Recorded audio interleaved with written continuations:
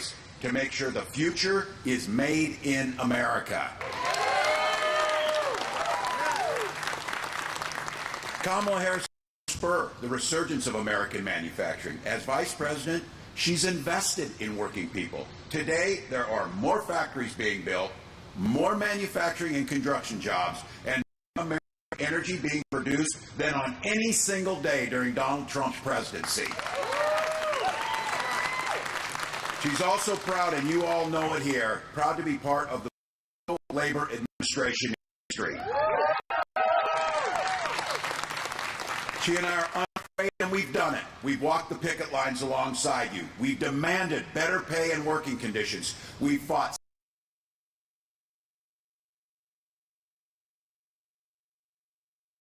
saved more than 1 million workers' pensions. As governor of Minnesota, I signed one of the biggest packages of pro-worker policies in the history of Minnesota. It is making Minnesota one of the best states for workers, and guess what? One of the best states for business. You can do both. That's Kamala's vision for the entire country, where workers are respected, they're lifted up, they're paid, they're protected, and we grow our economy. Now, look, Donald and JD have a little bit different view on that. I said this, and they want to talk about it. They know how to manufacture bullshit, and they prove it every single day. That's what they manufacture.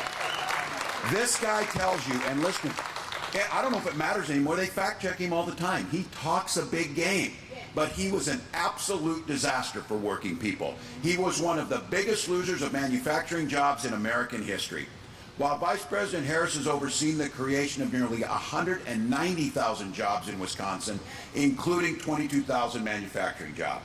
Donald Trump, during his leadership, 84,000 Wisconsin jobs gone, including 6,000 manufacturing jobs. It's who he is. Trump's presidency was an endless string of broken promises.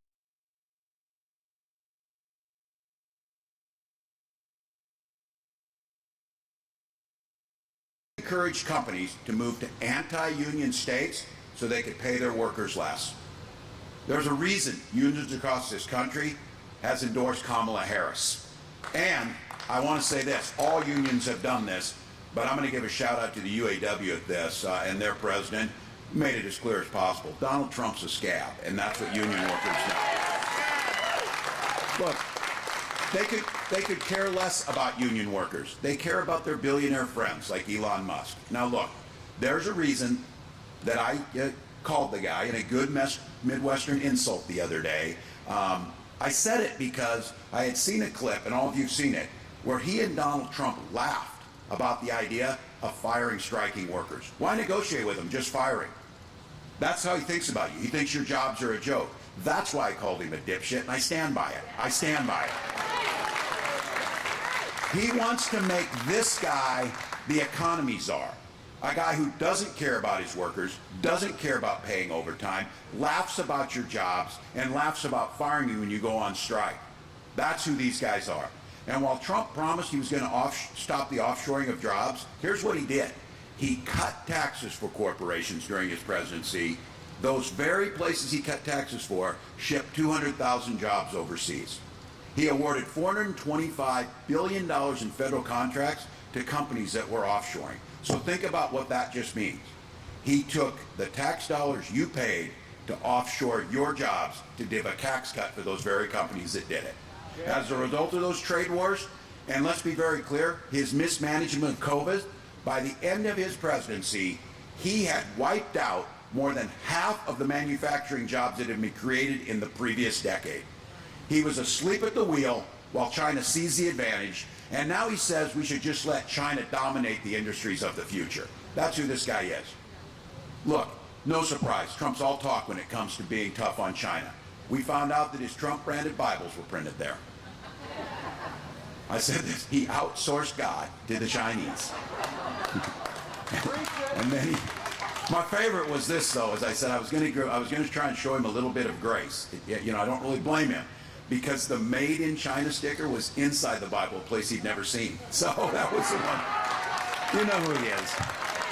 Well, look, from praising Xi Jinping, he loves him. He rules his people with an iron fist. That's what Donald Trump said. praising a Chinese dictator, why he outsources to him, outsources your jobs, and then gets in front of people and tries to tell him he's tough on this. The last week he's been calling our country the garbage can of the world. What an unpatriotic scab to say such a thing. To say such a thing. Look, now he's literally trash talking us, but the American public needs to be fed up with it. They need to be fed up with it. We talk about the president's bully pulpit, to be able to speak with courage, to inspire the American people. He only knows one way to be a bully, and that's what he thinks strength is, pushing down on people who are less than him. It's time for the American people to stand up to the bully, put him in his place, and be done with Donald Trump. But look, we know who he is, and I think it's important to know who he is. But when you go to the polls, Americans have always been an optimistic people, looking to the future. Folks in Wisconsin don't fear the future. You just build the future. And we need to give you something to go into that voting booth. Those who haven't already early voted, give you something to vote for, not just against. So let me lay out here very simply exactly what President Harris will do under her administration. We're going to create an American forward strategy for manufacturing, one that builds on the historic investments in the bipartisan infrastructure law, the CHIPS Act, the Science Act, the Inflation Reduction Act. One that empowers American workers to revitalize manufacturing communities so we can lead in the industries of the future and we can keep what we've always done, out innovating, out competing the rest of the world. That's what we've always done. We'll cut red tape to unleash American potential in industry so we can build more and build faster. We'll create a more America Forward tax credit that ramps up investments to create more jobs in strategic industries, essential to our economic growth and our national security. And tax cuts that reward companies that guarantee the right of workers to organize into unions. We're going to eliminate outdated and unnecessary degree requirements while increasing skill development for 500,000 federal jobs. We did it in Minnesota. We took off the requirements because Kamala and I believe that anyone that has the skills to do a job should be able to get that job, formal degree or not. We've set a goal of doubling the number of apprenticeships and other training opportunities that lead to good-paying union jobs by the end of that first term. And let's be very clear on this. Kamala Harris has pledged and she will sign the PRO Act, making it easier to union and organize. Look, we need to reform our tax laws to make it easier for businesses to let workers share in their company's success. And we'll never let other countries like China undermine these investments with unfair trade practices across the globe. This includes supporting American-made products and steering federal contracts to firms that produce things here at home, just like the factory we're standing in.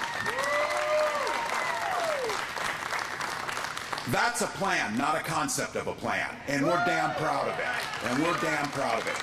Donald Trump, they have a plan. I want to be clear on this. I said they don't have a plan. They do have a plan. And they go even a little further than a concept of plan. It's 900 pages, and it's called Project 2025. I know you're hearing about it. Thank God. It's about time people started to be learning a little bit about this. I've said this. I know Marcos knows this. Coach football long enough. You got a playbook, you open it up and use it. That's exactly what Project 2025 is. They're not waiting. They want this guy to win the election, they want him to get inaugurated, and then they want to start implementing it. And I'll tell you what that playbook is. It's a goddamn nightmare for American workers. It undermines our system, it undermines unions, it undermines the middle class. They'd repeal the bipartisan infrastructure law, and all those people across this, every mayor in this state, every mayor across this country, every county commissioner, every homeowner out there, that Bipartisan Infrastructure Act was the best thing that we've done since the Eisenhower interstate system. Thousands of new jobs across the state of Wisconsin. He'd establish his Trump sales tax on everything from groceries to prescription drugs, costing middle-class families $4,000 a year. Don't take the bait and switch. Oh, I'm going to eliminate income tax. Oh, that sounds damn good. Well, then how are you going to pay for the cops? How are you going to pay for the Army? How are you going to pay for the roads? You know how they're going to do it? They're going to put taxes on the middle class for every damn thing you buy. Well, you got $400 million sitting down at Mar-a-Lago that your daddy gave you. You don't care about those things. The rest of us care about it. So be very clear. The rich already have it. He takes them down to Mar-a-Lago, says, you're rich as hell and I'll give you a tax cut. This is another bait and switch. Don't buy it because it's exactly exactly what it is, a tax on the middle class on everything we buy. He would repeal the Affordable Care Act, and this was a good one because now all of a sudden, oh no, I love the Affordable Care Act. I love it. I only tried to get rid of it 60 times. You understand what that would mean.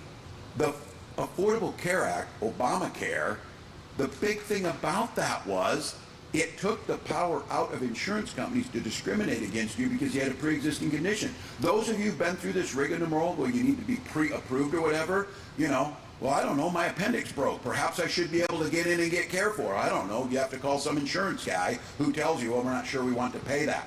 The ACA made sure that pre-existing conditions were something that they couldn't discriminate on.